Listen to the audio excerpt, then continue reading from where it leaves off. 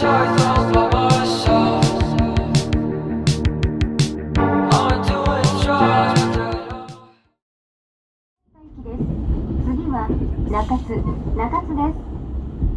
train is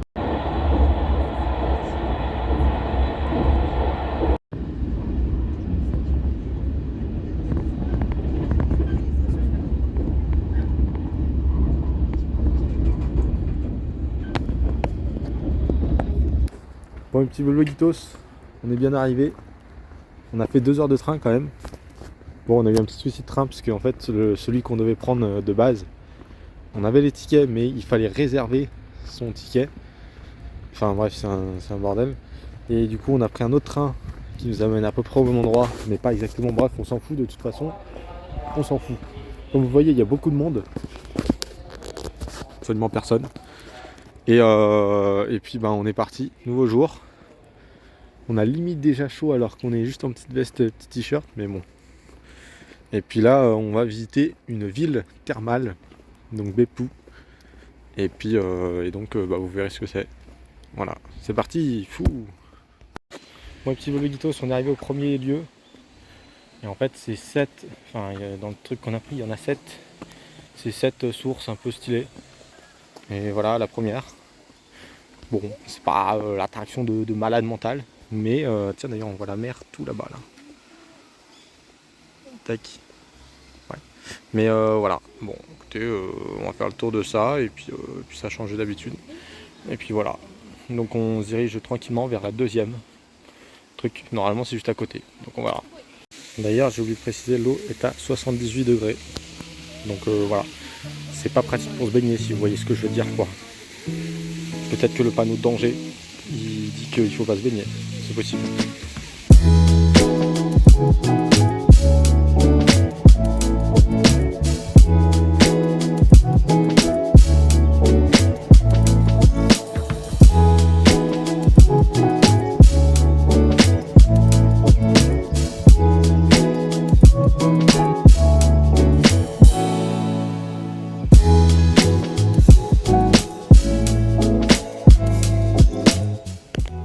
Bon, les petits Vlogitos, on s'est mis vraiment au bord de la route. Tac, on s'est pris un petit repas combiné comme d'habitude. Et puis voilà, on a des petites nouilles, des petits trucs machin. Bon bref, enfin, la routine quoi, si vous voyez ce que je veux dire. Et puis voilà. Regardez-moi ça, gratin de riz avec du curry machin, je sais pas quoi. Ça va faire très très mal. Aux toilettes aussi ça va faire mal, mais quand même.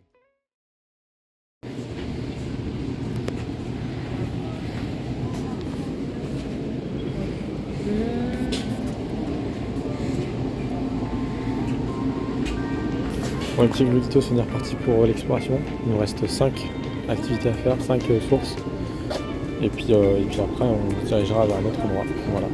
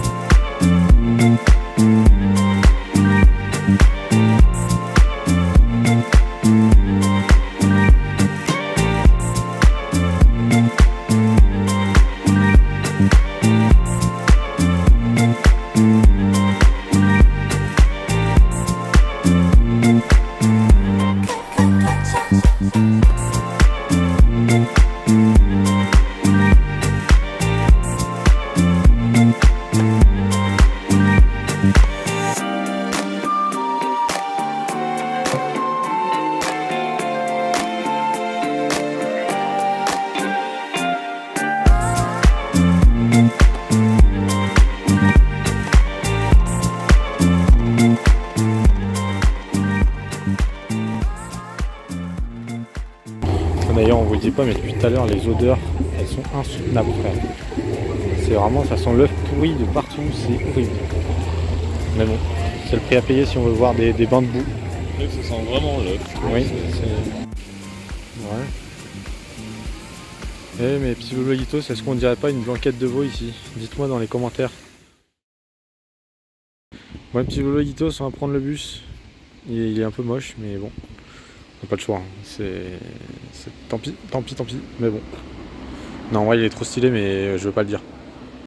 Le petit Lologuitos, d'ailleurs, j'avais oublié de vous. Enfin, non, je sais pas que j'ai oublié, mais je voudrais faire un petit point important. Je trouve qu'on n'est pas assez de points importants sur le fait qu'on peut utiliser au Japon les toilettes publiques de partout. Ça, c'est incroyable. Peu importe les toilettes publiques où on va, ils seront genre propres, nickel et tout, plus propres que ceux de chez moi, tu limites. Ça, c'est incroyable, ça. Donc c'est un point que je voulais faire partager avec vous parce que vraiment c'est important, quoi. C'est prêt là, non? Je sais pas. Bonjour. Pour un nouveau jour. On se retrouve pour un... bah non, c'est toujours le même jour. Ouais, mais on vient d'arriver au Japon. Ouais. Ah non, toujours. Non, bah non. Ah, pardon. Oh attends, c'est bien là. Tac, regarde, hop. On va faire une petite ambiance sunset. Tac.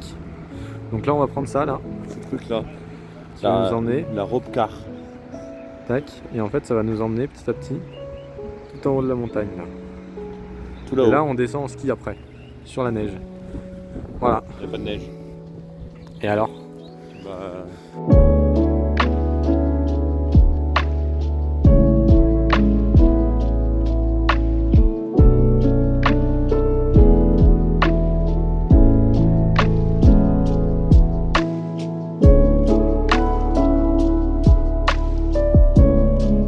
Bon, petit Lologuitos, on a pris un petit cable car du coup pour aller en haut d'une montagne. Et comment dire, c'est vite fait haut genre. Hop là. Pas foufou. Pas foufou, est-ce qu'on voit bien? Je sais pas si on voit bien, on verra.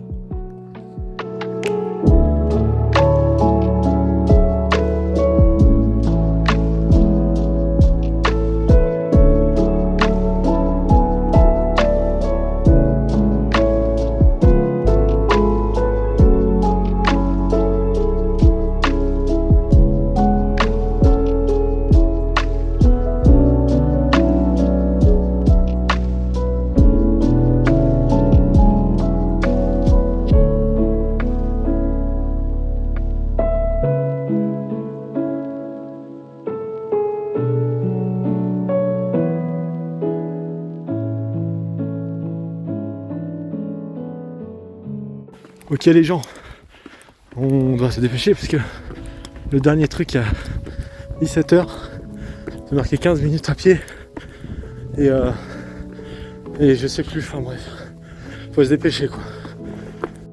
Un petit Lologuitos, on est arrivé en haut, 1375 mètres, évidemment on l'a fait avec la rope rail, on a fait à pied. Là on a le mont Yufu, qu'on était censé faire du coup ce matin, mais qu'on n'a pas fait. Puis là on a un petit coucher de soleil, voilà, tranquillement, pour finir cette journée en beauté, même s'il nous reste encore une activité en bas. Tac. Je vais vous faire un peu le tour. Ben il est en train de vous faire des petits plans drone stylés. Et puis voilà.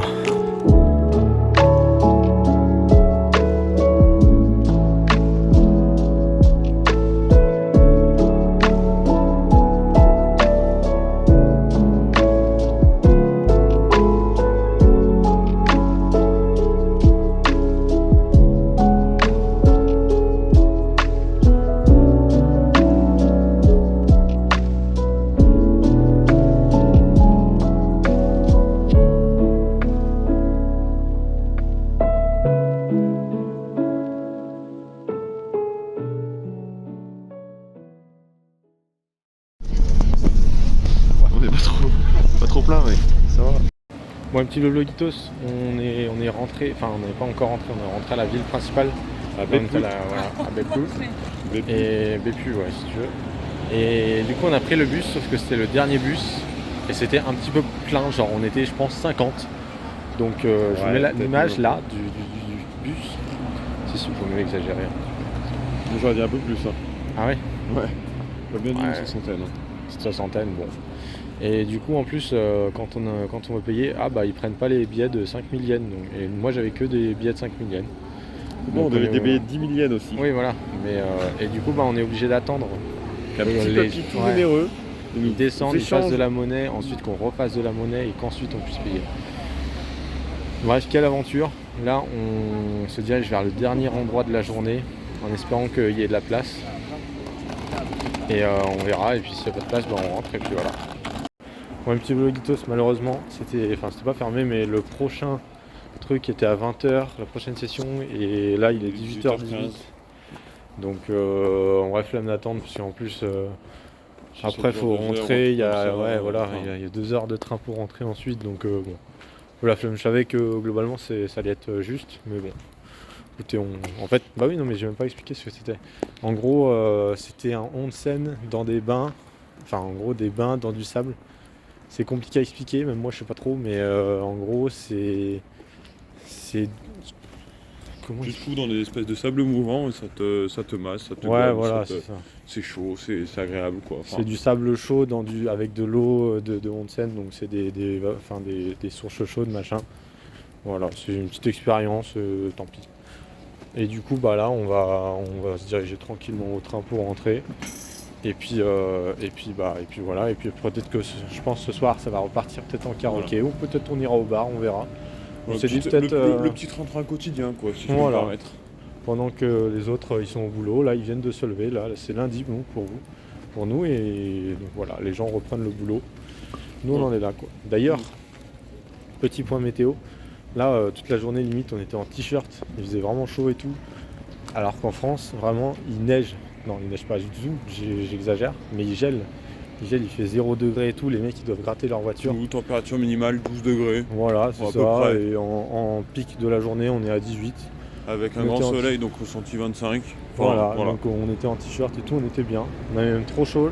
Vraiment à midi on était en t-shirt. Obligé de prendre une petite glace à midi parce qu'on avait chaud. Ouais, vraiment c'était compliqué. Enfin, voilà, franchement, mois de novembre un peu frais. Oui, parce que je sais plus, enfin ouais, on est genre le 29 novembre je crois, le 24, 27 novembre. Voilà, petit... Et ça va être ça pendant une semaine encore, hein. Donc voilà. On est bien. Je continuerai le nez en douceur. Voilà, c'est ça. Tac, plat traditionnel, un bon burger, bien japonais. Et puis voilà, on est parti. Hein. Aux Champs-Élysées, ta-la-ta-la-ta. Aux Champs-Élysées, ta-la-ta-la-ta. Au soleil, sous la pluie, à midi ou à minuit, il y a tout ce que vous voulez aux Champs-Élysées. On est arrivé, enfin nouveau jour. On fait un petit dernier truc avant de partir. On est fatigué parce qu'on est avec nos valises. Et on a la flemme de les ranger. Donc ce qu'on va faire, c'est que on va faire l'exploration comme ça. Et du coup on commence tranquillement par un petit espace vert. Voilà, avec des petites feuilles d'automne et tout ça. C'est très stylé. Un petit pont là-bas, enfin voilà, tranquillement quoi. C'est parti.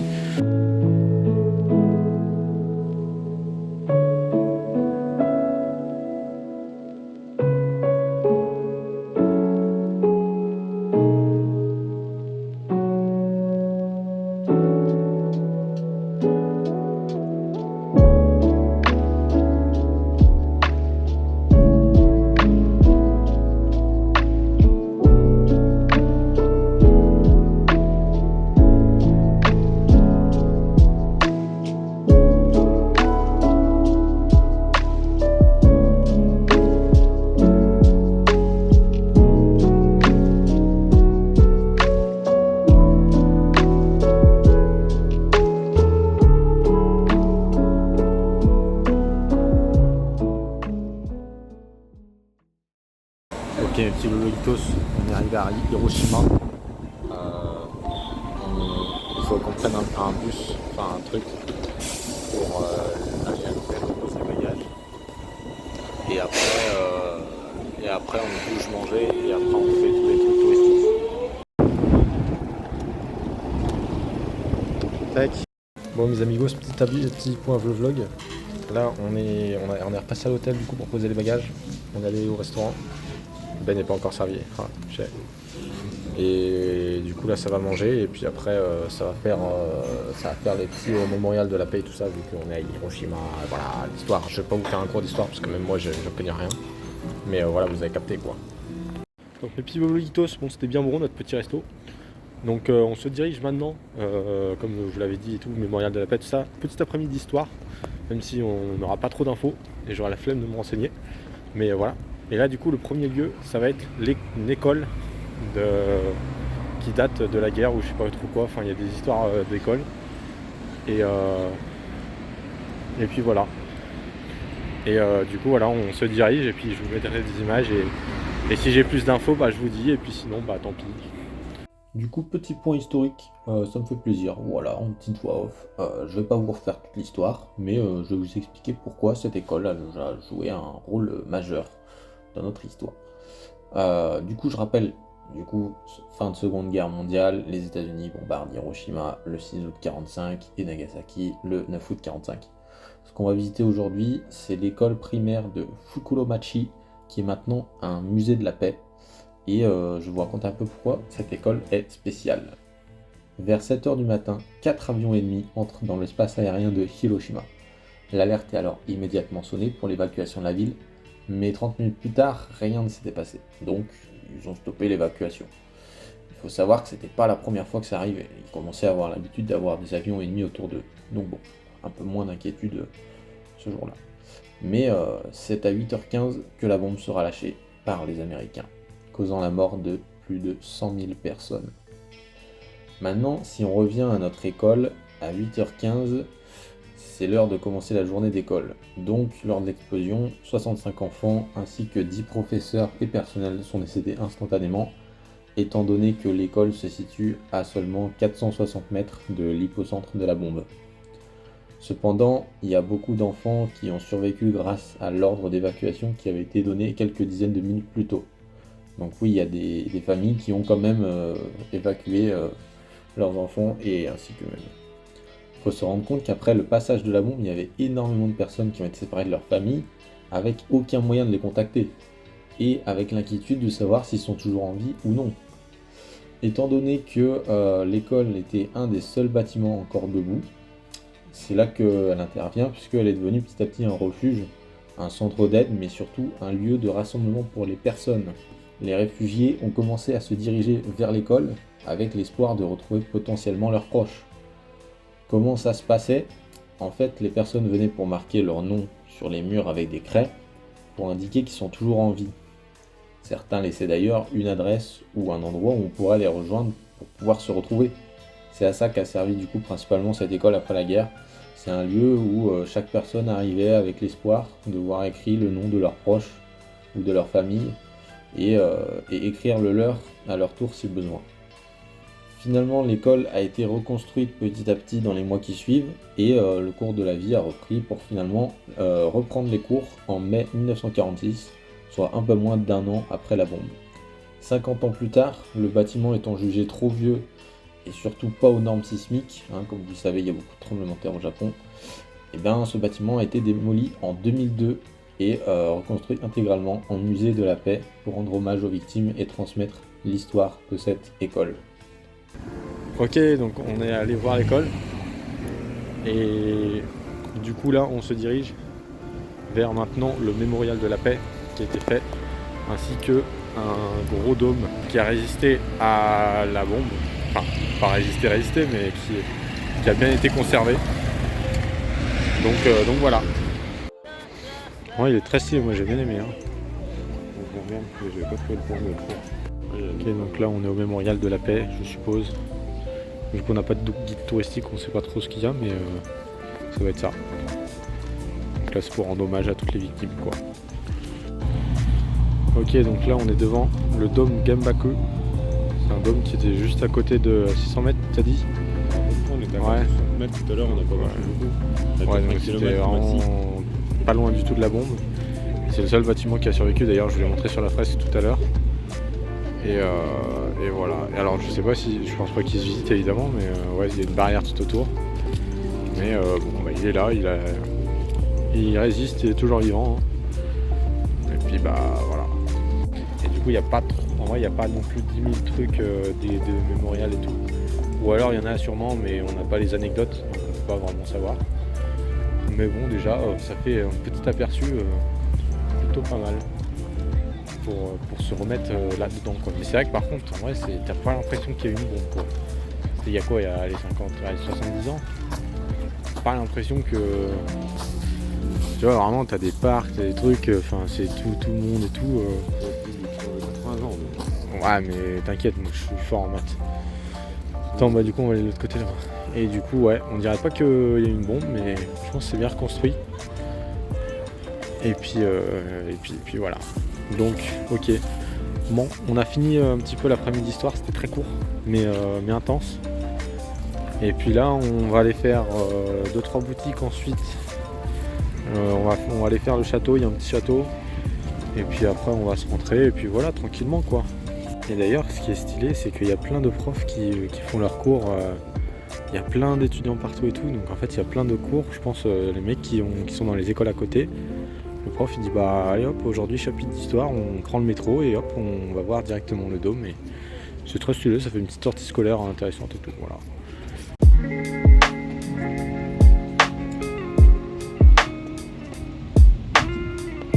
Bon les petits vlogitos, on a repassé à autre chose, on a fait quelques magasins et tout, on est allé borne d'arcade, tout ça, bon je vous ai pas filmé parce que voilà c'est le petit plaisir entre amis quoi, enfin entre collègues pardon, excusez-moi j'ai ma langue à fourcher.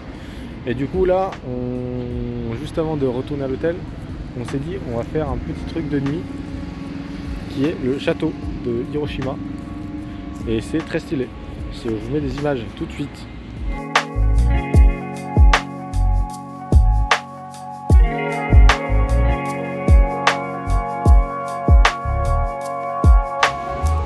Le petit Benjitos, le petit Benjitos, il a soulevé un petit pointos. Il y a une bombe atomique. Pourquoi il est toujours là le château alors qu'on est vraiment pas très loin, hein. Et en fait tout simplement il a été totalement détruit par la bombe atomique. Sauf qu'il a été reconstruit en 58 avant Jésus-Christ. Et non, c'était en 1958, il faut suivre. Et maintenant c'est un musée quoi. Donc voilà, en fait c'est un château reconstruit qui date de 1958, donc c'est moins stylé. Mais bon bah au moins il est là quoi.